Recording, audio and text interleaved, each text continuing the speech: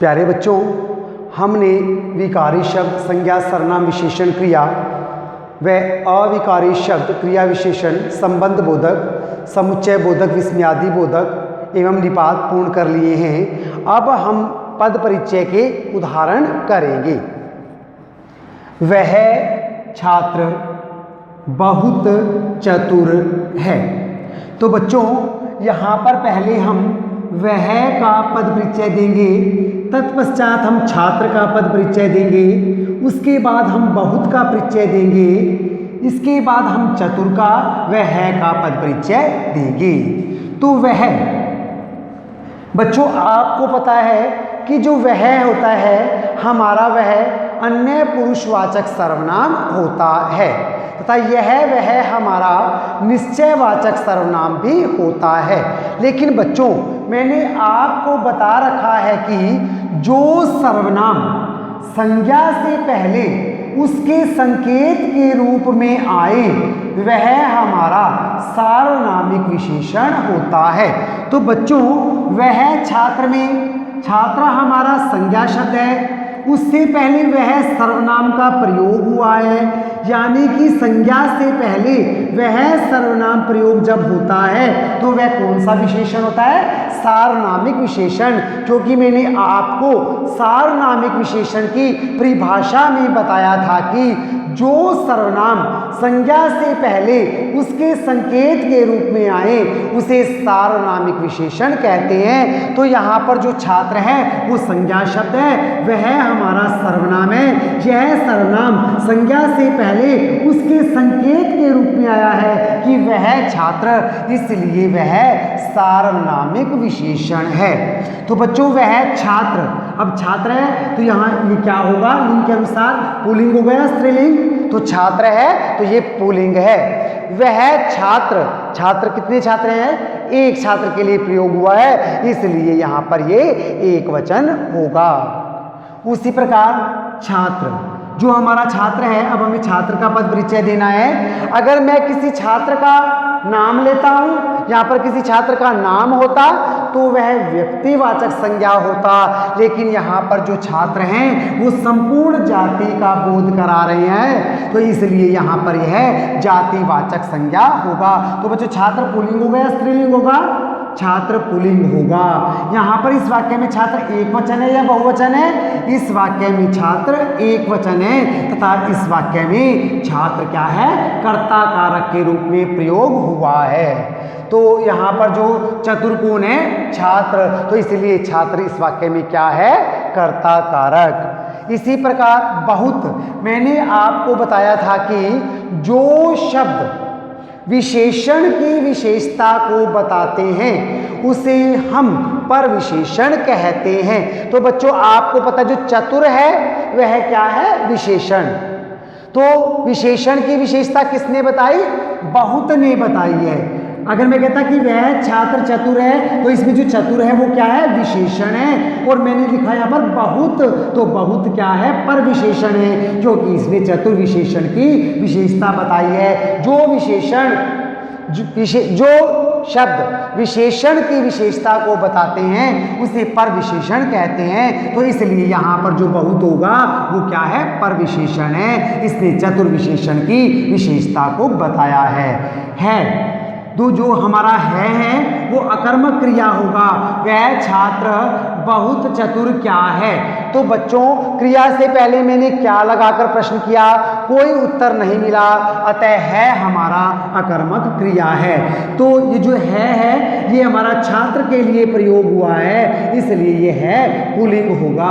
यहाँ पर वह छात्र बहुत चतुर है, एक छात्र की बात हो रही है, इसलिए एक वचन है। और बच्चों, मैंने आपको बताया हुआ है कि जब भी हम क्रिया का पद परिचय देंगे तो हम उसके साथ उसका काल भी अवश्य लिखेंगे। तो है जो है हमारा, वह क्या है?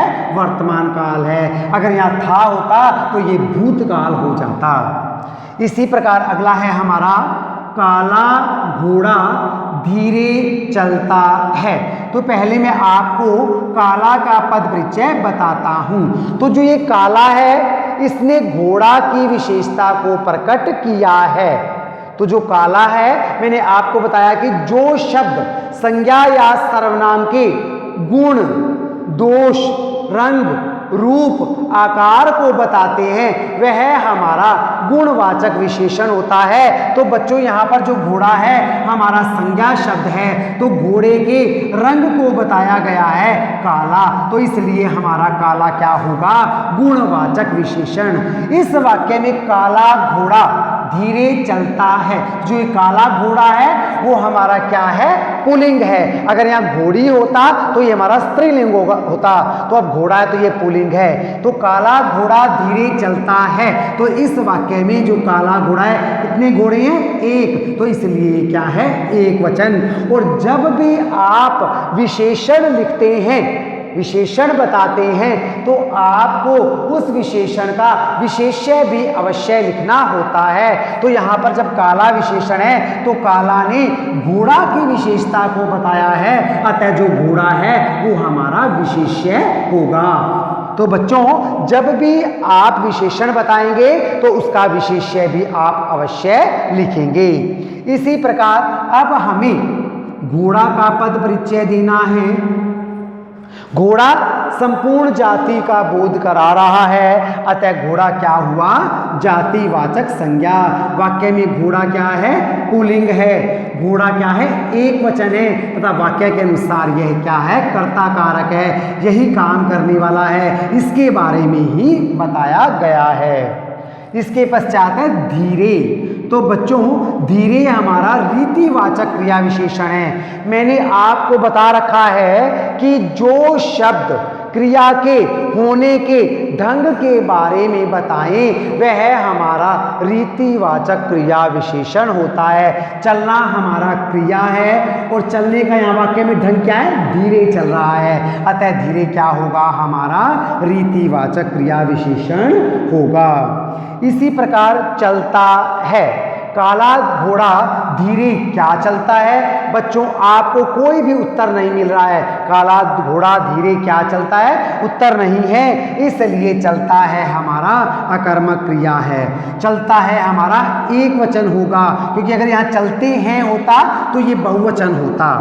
चलता है हमारा पुल्लिंग है, अगर यहाँ पर चलती है होता तो हमारा स्त्रीलिंग होता। चलता है यहाँ पर क्या है, हमारा वर्तमान काल है। चलता था होता तो ये भूतकाल हो जाता, चलेगा होता तो ये हमारा भविष्यत काल हो जाता। इसी प्रकार रमा पुस्तक पढ़ती है। तो बच्चों रमा ये नाम है, मैंने आपको बता रखा कि जो शब्द किसी व्यक्ति, वस्तु, स्थान आदि के नाम का बोध कराएं उसे हम व्यक्तिवाचक संज्ञा कहते हैं। तो जो ये रमा है यह नाम है, इसलिए यह क्या हुआ, व्यक्तिवाचक संज्ञा। तो रमा क्या है, पुल्लिंग है, स्त्रीलिंग, रमा स्त्रीलिंग है। वाक्य में रमा एक वचन है और इस वाक्य में रमा पुस्तक पढ़ती है, क्रिया कौन कर रहा है, रमा कर रही है, इसलिए रमा यहाँ पर क्या हुआ, कर्ता कारक हुआ।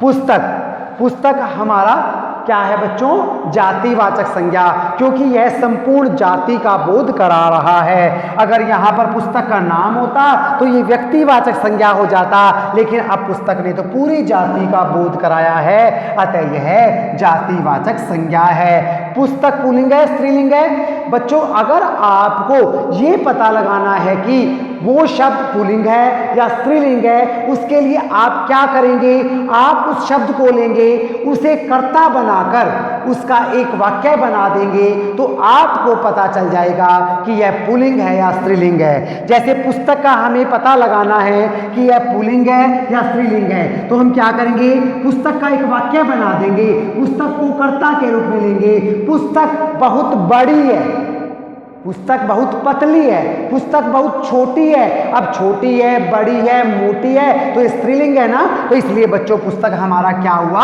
स्त्रीलिंग है। पुस्तक हमारा यहाँ पर वाक्य में एक वचन है। और पुस्तक रमा क्या पढ़ती है, क्रिया से पहले क्या लगाकर प्रश्न किया, रमा क्या पढ़ती है, आपने बताया पुस्तक, तो पुस्तक इसमें क्या है, हमारा कर्म, तो ये हमारा क्या हुआ, कर्म कारक हुआ।